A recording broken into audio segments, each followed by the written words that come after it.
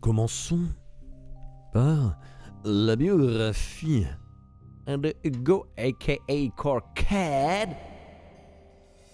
notre correspondant français au Québec. Alors, amateur de l'univers chtonien et des lives de Bibi, Hugo a décidé de participer à cette soirée communautaire.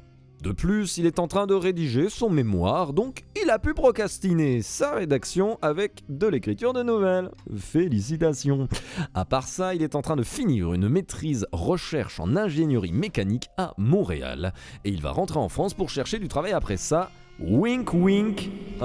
Si vous avez du travail pour... voilà. Quelqu'un qui travaille dans l'ingénierie mécanique. La trame de l'histoire originelle est en elle-même, lui est venue lors d'une sieste pendant un épisode de fièvre dû à une intoxication alimentaire. Elle a ensuite évolué lors de sa planification et de son écriture. Voilà. Toujours un plaisir, hein, la fièvre, finalement. Et sur ce...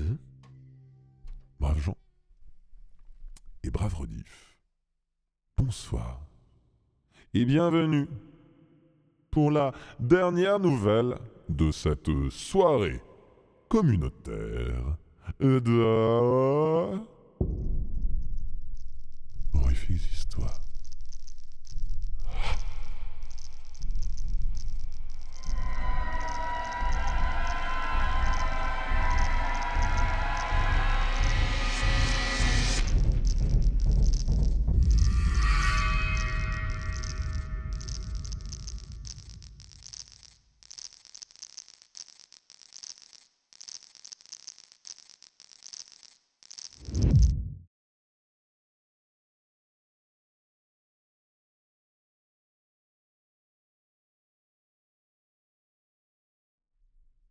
Et tout de suite, une fraternité absolue, une nouvelle de Hugo, aussi appelé Carcade dans le chat. Braves gens, bonne écoute.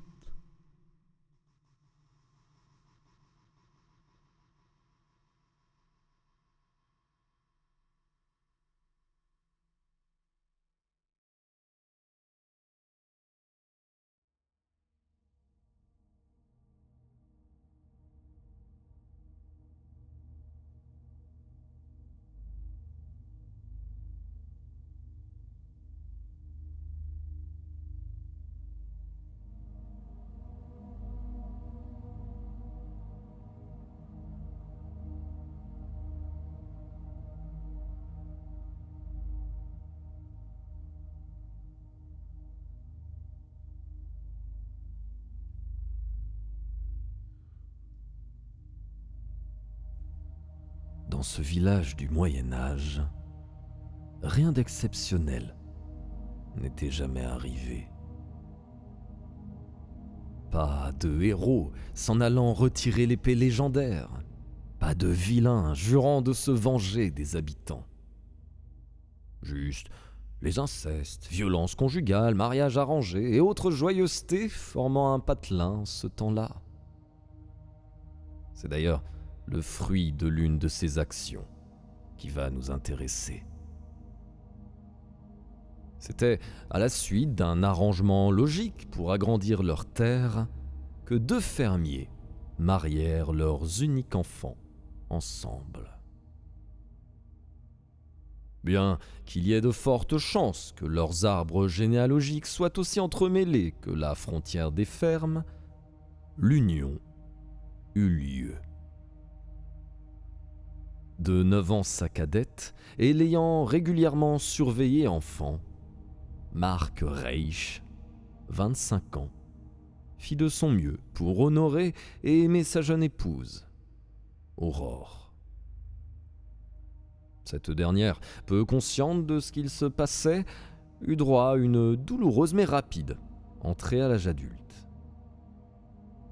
3 années passèrent.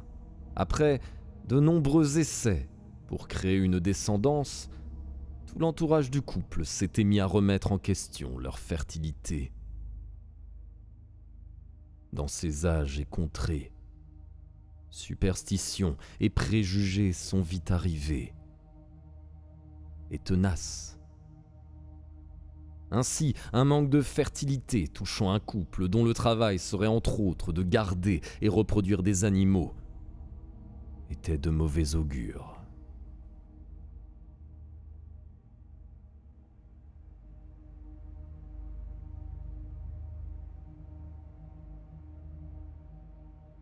Pendant un mois, Aurore s'était mise à rêver d'anges et de chérubins voltant auprès d'elle et se rapprochant à petits de son giron. Le matin naissant, elle raconta tout à Marc. De nature plus pragmatique et cartésienne, bien que le philosophe ne fût pas encore né pour baptiser cet état d'esprit, il se contentait d'hocher la tête et se préparait à aller travailler. Ce n'est qu'au bout de 2 mois, quand Aurore eut tant de retard dans ses règles et un ventre qui ne laissait pas de doute, que Marc s'était mis à croire les élucubrations de sa femme. Ils s'empressèrent de porter la bonne nouvelle à leur famille, qualifiant leur progéniture d'enfants sains. Tout au long de la grossesse, les membres du village et toute la population alentour vinrent voir ce miracle et déposer des offrandes, espérant une bénédiction similaire.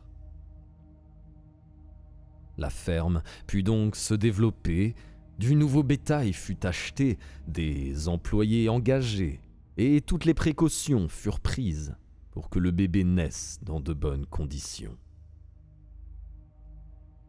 Et c'est ce qui arriva. Un magnifique nourrisson vint au monde, avec des cheveux blonds comme le blé et des yeux aussi clairs que le lait de sa mère. L'enfant était né aveugle.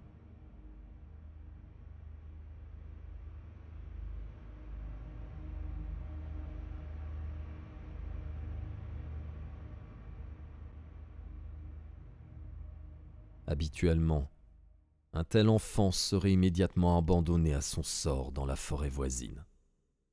Mais les augures de ce cas ont préservé le chérubin. Karl. Il grandit dans un foyer aimant et son aura lui permit de ne manquer de rien, car les villageois veillèrent au confort de la maison, par peur ou révérence du sacré.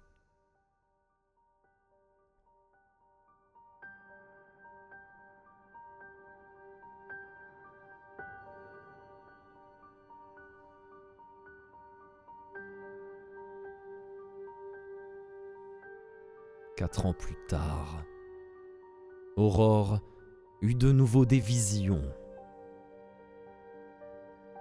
Mais cette fois-ci, elle se retrouvait paralysée dans un espace vide.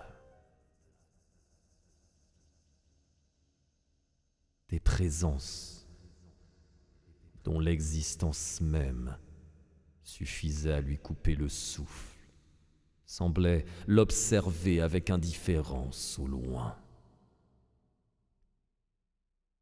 Cependant, ce n'est pas ce qui lui glaçait le sang. C'était la teneur de leur prestance, aux antipodes de ce qu'elle avait vécu il y a presque 5 ans. Leur dédain pour l'humanité, leur volonté de conquête, de guerre et de destruction qui émanait de ces êtres suffisait pour terroriser la jeune femme. Cette peur indescriptible, ancrée au plus profond de son génome, lui hurlait de prendre la fuite. malgré sa catatonie forcée.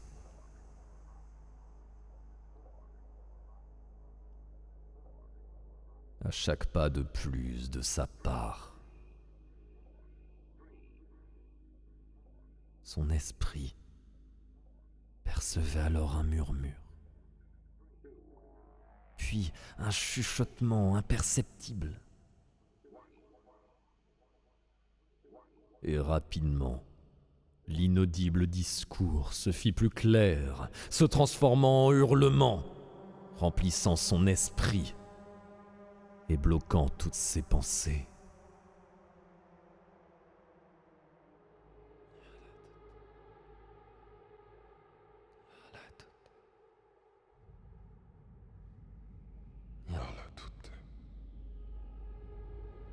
Nyarlathotep.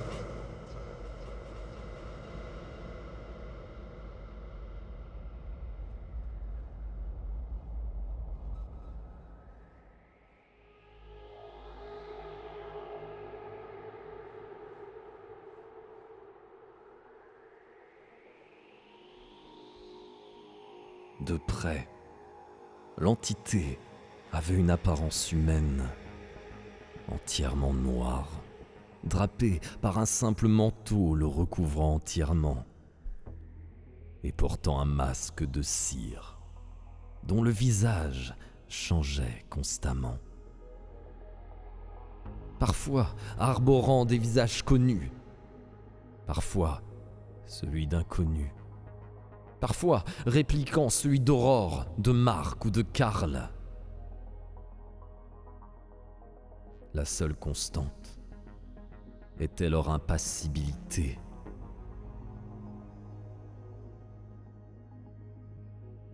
Pas la moindre émotion ne transparaissait, pas de douleur, de haine, d'amour.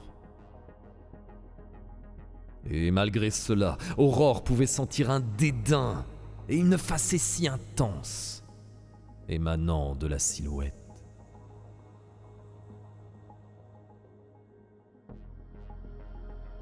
Aurore sentit son sang se glacer lorsque la créature lui toucha le front, puis descendit sa semblance de doigt jusqu'à son nombril. C'est à ce moment qu'une douleur intense émanant de ses entrailles, une douleur suffisante pour la réveiller.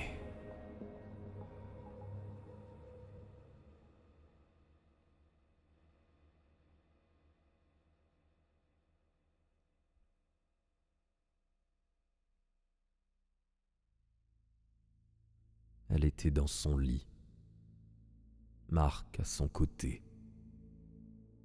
et dormant pour se remettre de sa journée de travail. Aurore toucha ses membres, se pinçant çà et là pour s'assurer de ne pas rêver. Puis son front, et enfin son ventre. Elle ne sentait plus aucune douleur, comme si elle n'avait jamais eu lieu. Le sommeil ne revint pas cette nuit-là. Les nuits suivantes avaient été accueillies avec angoisse. Mais rien ne se passa. Des rêves ordinaires pour une nuit ordinaire.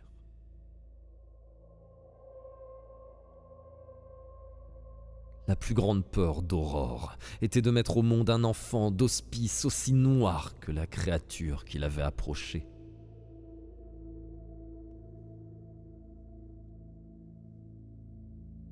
Elle fut complètement rassurée lorsque ses règles arrivèrent enfin. Le cauchemar fut ponctuel, en contraste avec le mois entier de rêves bénis qui avait prévenu l'arrivée de Karl.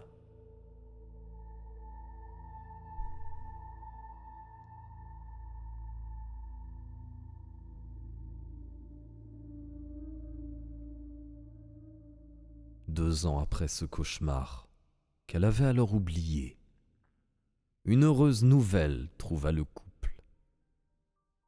Aurore était à nouveau enceinte. Marc était heureux, mais c'était peut-être Karl qui était le plus excité à l'idée d'avoir un frère ou une sœur. En effet, son statut d'enfant saint avait apporté beaucoup à sa famille, mais avait bâti un mur avec tous les enfants de son âge. Il allait enfin avoir un compagnon de jeu.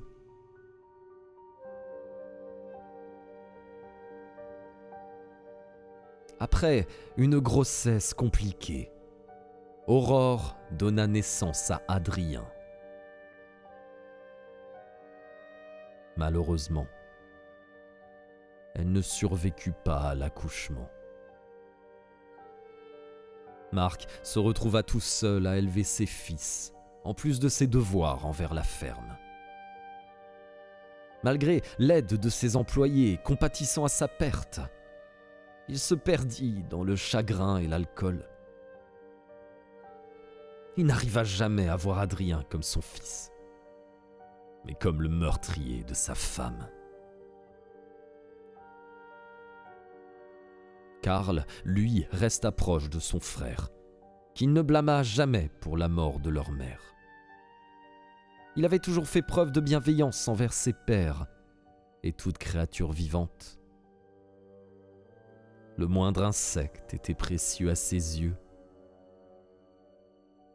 Bien qu'il ne puisse les voir, il ressentait la vie au plus profond de chacun, même de son frère.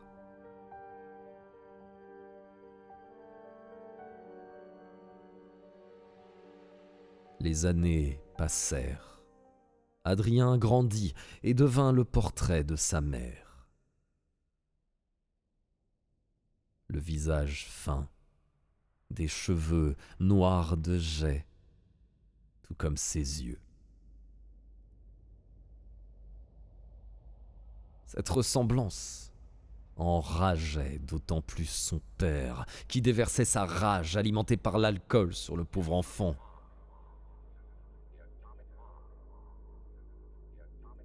Son seul rayon de soleil était son frère.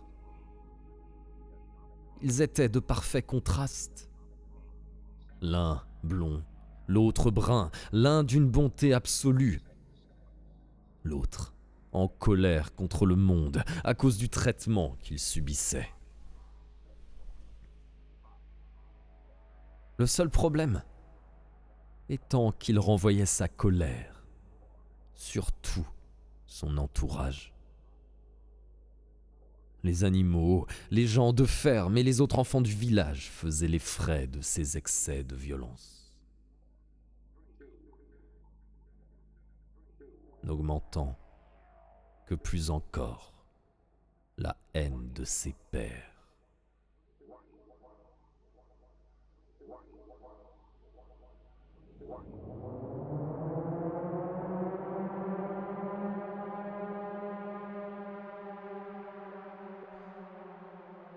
Lors de son passage à l'âge adulte, Adrien fut banni du village, malgré les protestations de son frère.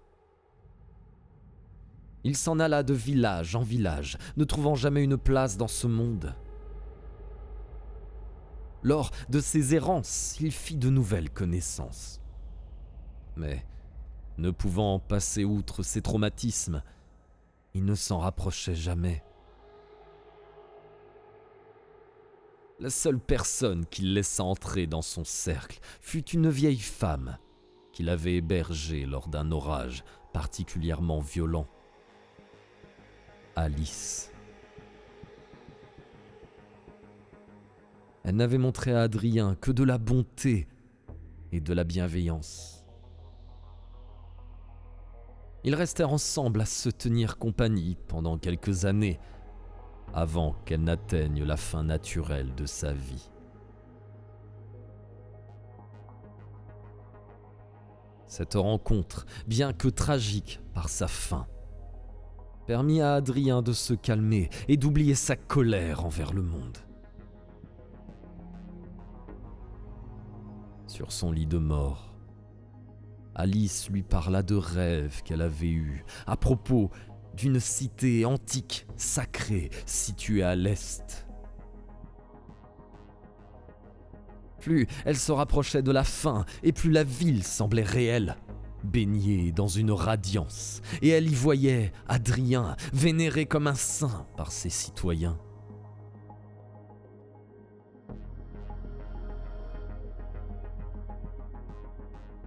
Elle finit par le convaincre de partir à l'est après son décès. Ce qu'il fit après avoir fait son deuil.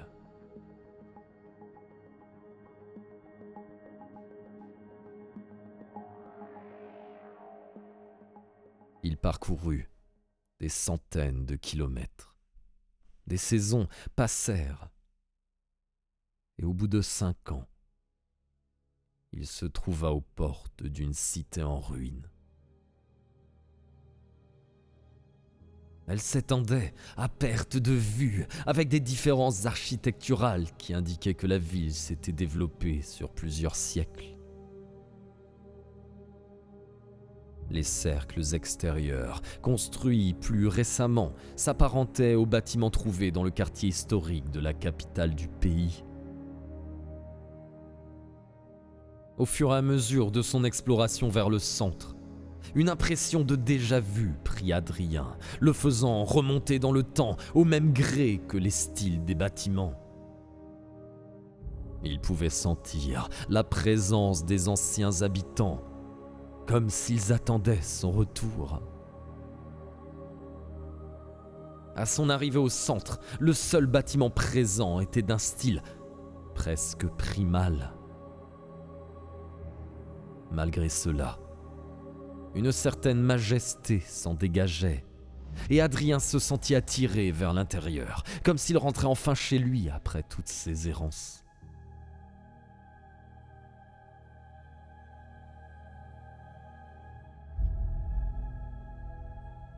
À son entrée, il eut la sensation de déchirer un fin voile invisible.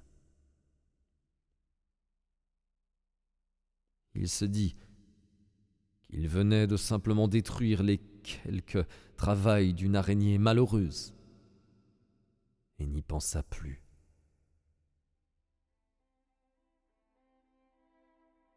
Il commença à explorer le palais, et trouva une tapisserie étrangement bien conservée.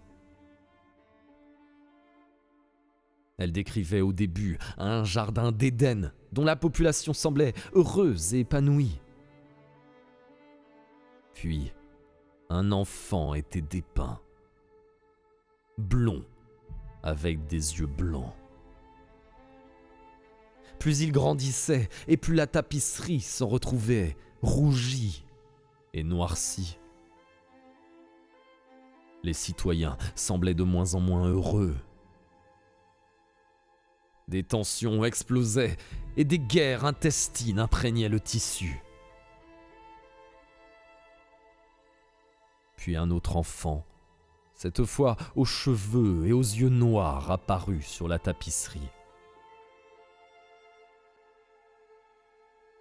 Après son passage, les conflits semblaient disparaître, la paix revint au sein du royaume. La tapisserie se finit avec un combat entre les adultes blonds et bruns et se finit par la défaite des deux protagonistes.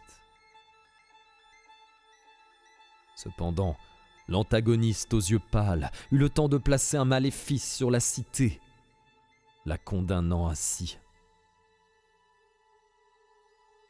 Sa population dut partir en exode, formant une vague de migration qui remodela le monde par sa culture et sa science supérieure. La tapisserie se termina par un message uniquement, tellement solennel qu'aucune fioriture n'y était apportée. Prenez garde au retour de Nyarlathotep et attendez l'arrivée de notre Messie.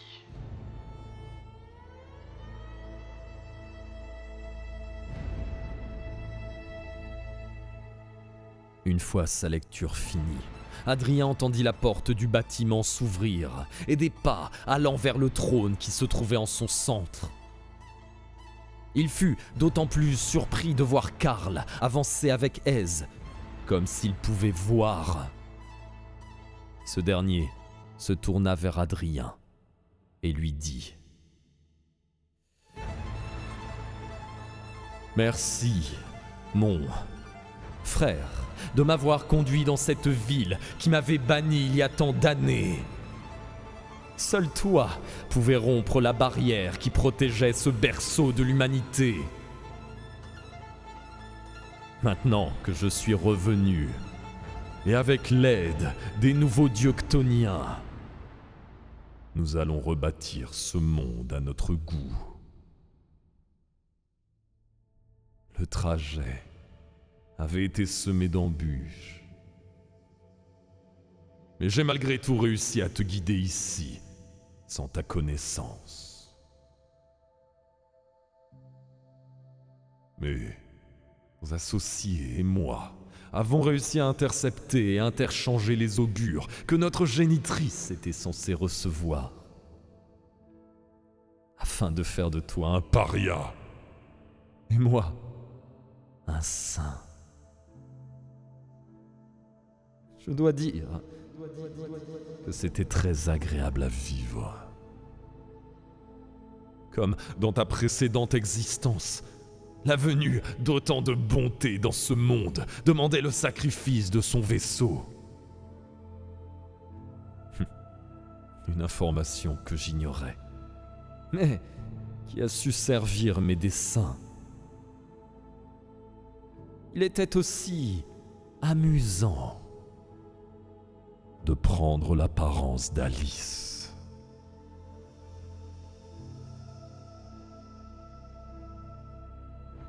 À ce moment, Karl prit l'apparence et la voix de cette dernière. Il était amusant de te voir revivre la confiance que tu me portais enfant à nouveau, tout en sachant que cela te mènerait à ta perte. Maintenant, si tu le permets, nous avons un monde à changer.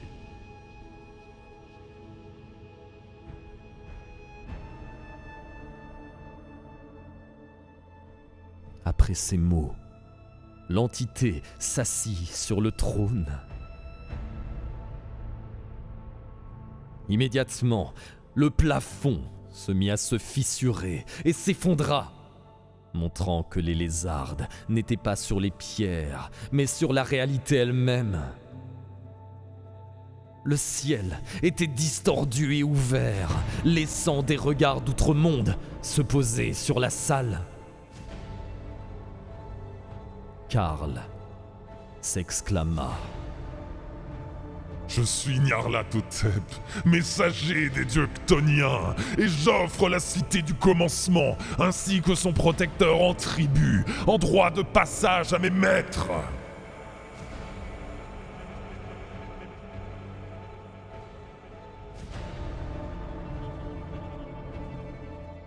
Suite à ces paroles, le sol s'effondra, engloutissant toute la ville et son dernier visiteur.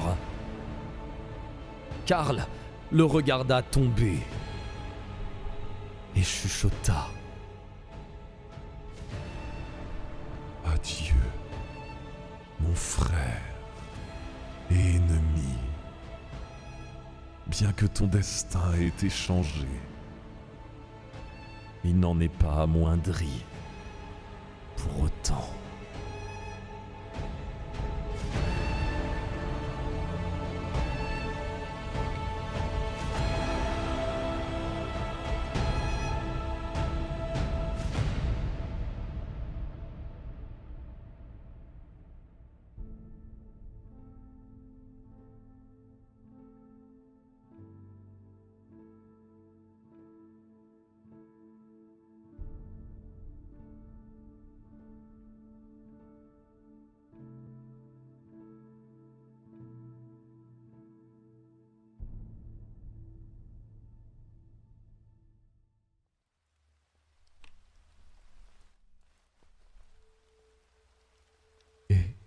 Voilà pour cette dernière nouvelle de Carrière dit Hugo et un mascox au bout de sa life.